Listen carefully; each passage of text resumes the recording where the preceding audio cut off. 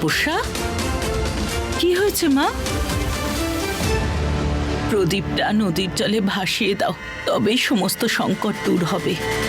হ্যাঁ মা, আমি আসলে ভাবছিলাম যে এত পবিত্র পুজো আমি যেন কোনো ভুল না করে বসি।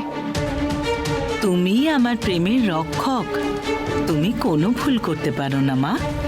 চলো, আমি তোমায় সাহায্য করছি। এই বুড়িটা তো দেখছি আমাকে জ্বালিয়ে মারছে।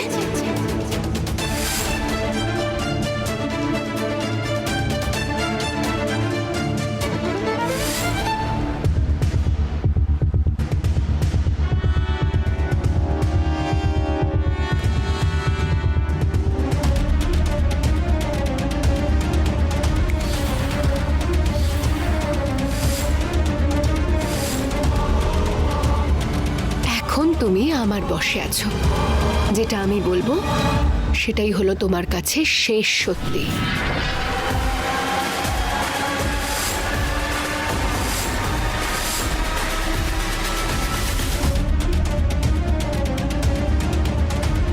এ কি, এত বড় ভুলটা কি করে করলাম আমি? আমি কি করে ভুলে গেলাম যে তপস্যা নিজের সত্যিটা লুকানোর জন্য কারোর প্রাণও নিতে পারে?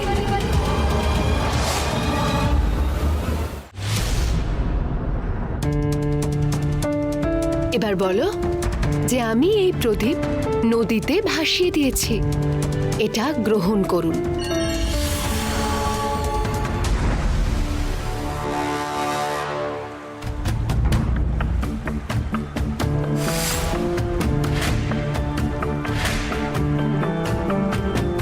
মা, প্রদীপ তো ভাসিয়ে দেওয়া হয়েছে, আমাদের পুজো সম্পন্ন হলো।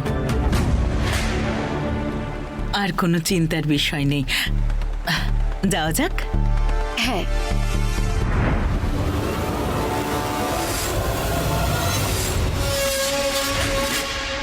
পবিত্র নদীর ধারে এরকম অধর্ম, এটা আমাকে ঠাকুর মশাইকে বলতে হবে।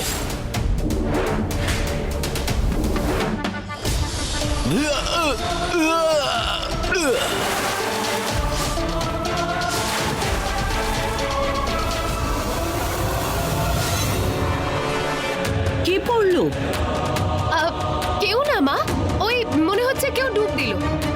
চলুন চলুন।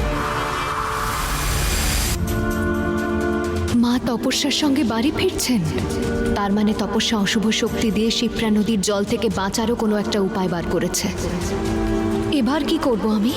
কি করে নিজের পরিবারকে এই নতুন কর্ণমোহিনীর হাত থেকে বাঁচাবো?